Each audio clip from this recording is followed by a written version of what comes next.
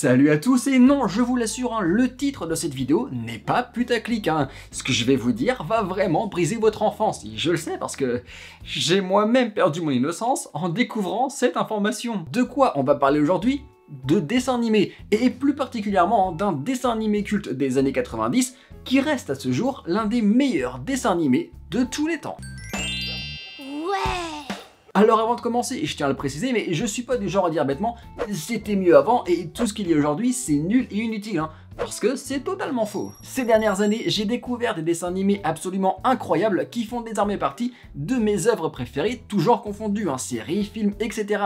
Que ce soit Gumball, Gravity Falls, la bande à Picsou de 2017, Hilda ou encore The Whole House. Très clairement, les enfants d'aujourd'hui sont incroyablement gâtés par le niveau de l'animation qui existe, et d'ailleurs, si vous avez d'autres recos à me proposer, allez-y, je suis preneur.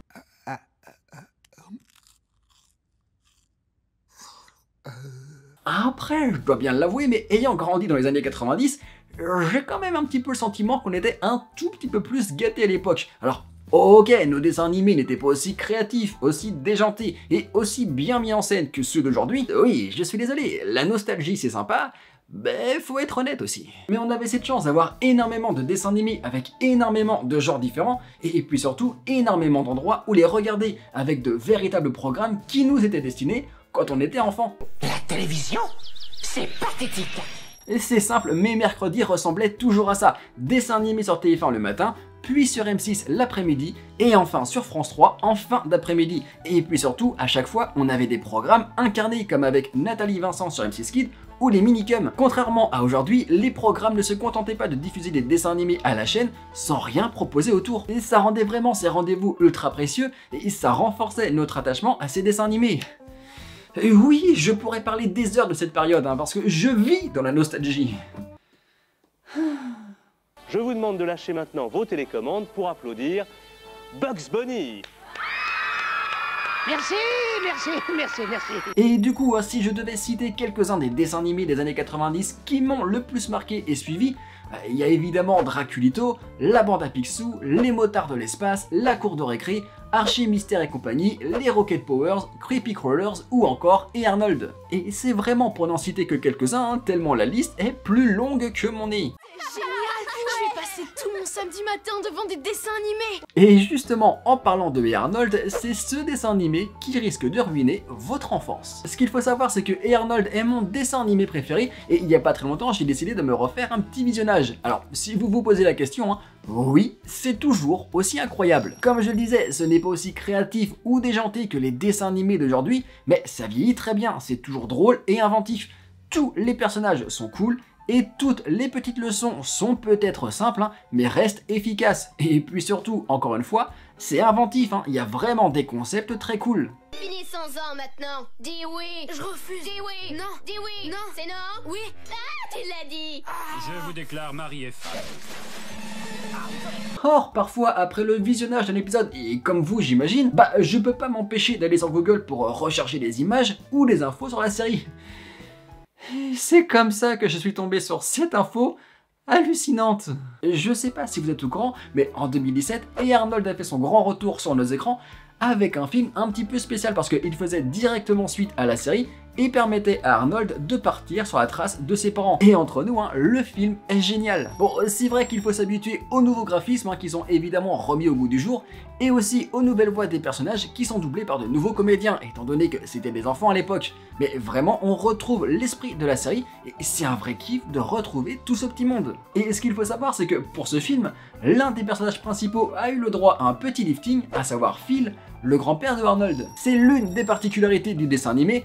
Tous les personnages ont des têtes un petit peu what the fuck. Arnold a une tête en forme de ballon de rugby, Helga a un mono-sourcil, Gérald a une afro XXL, Harold a presque une tête de cochon, Sid a un nez géant, et le grand-père de Arnold a un menton très grand et une bosse sur la tête. Ce qui fait notre caractère, c'est ce qu'on est à l'intérieur, pas notre apparence. Oui, t'as sûrement raison.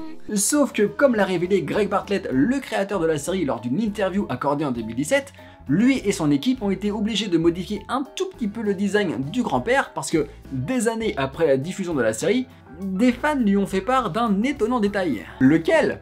Oh je vous laisse quelques secondes pour le deviner. Oui, pendant des années, le grand-père d'Arnold avait un pénis sur la tête. Ah bah je vous l'avais dit, hein, cette vidéo ne vous laissera pas indifférent et désolé pour votre innocence. C'est pas vrai, on me fait une blague. C'est un mauvais rêve et je vais me réveiller. Et forcément, cette découverte a fait littéralement bugger le créateur, qui ne s'attendait pas du tout à ça. Une fois que cette image a été mise en ligne, c'est vraiment devenu quelque chose que l'on ne pouvait plus ne pas voir. Et c'est ce qui m'a le plus embêté. Je me disais, oh mec, maintenant qu'ils ont fait ça, les gens auront beaucoup de mal à regarder Grand-Père sans voir ce truc. Et je le confirme, hein, étant donné que je suis encore en plein marathon Arnold, bah je ne vois que ça maintenant. Je peux pas m'empêcher de rechercher cette forme phallique. Oh bah c'est horrible, hein.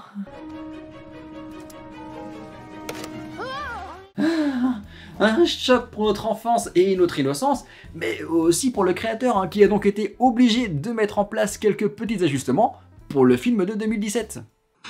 Le design de Grand-Père a toujours voulu qu'il soit un petit peu bosselé. Il avait cette sorte de boule sur le crâne, de grandes oreilles qui dépassaient, des pommettes très saillantes et un énorme menton fendu. Donc quand on a décidé de le redesigner un petit peu, on a fait en sorte que sa bosse sur la tête ressemble un peu moins à ce que vous savez. Alors, est-ce que ça fonctionne vraiment?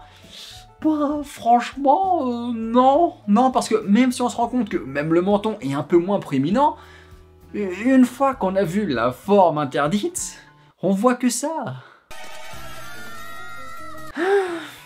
Tant pis pour nous, hein, mais en même temps, ça explique un peu mieux pourquoi son surnom, c'était Fil de Fer.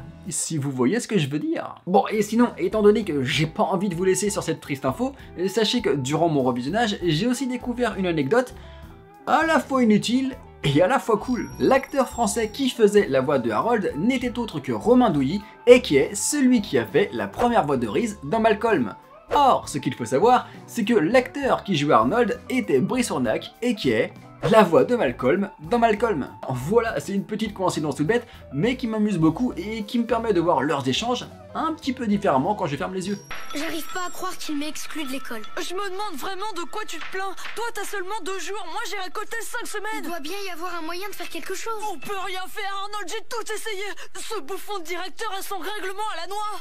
Tiens, ça me donne une idée. Tu veux réessayer le coup du lance-pierre? Non, une idée bien meilleure que ça, alors viens. Bon, encore une fois, je suis désolé hein, si j'ai brisé votre enfance, mais j'avais envie, non, j'avais besoin de partager ça avec vous. Mais en vrai, j'espère surtout vous avoir donné envie de re-regarder Arnold. Et ça tombe bien, alors que je ne peux que vous conseiller de voir le film et Arnold Mission Jungle, qui offre une vraie conclusion à la série en répondant à plein de petites questions, je viens d'apprendre en écrivant cette vidéo qu'il était dispo sur Prime Video. Donc foncez, il n'y a rien de mieux que les vacances d'été pour se faire un tel film avec un bon gros bol de céréales.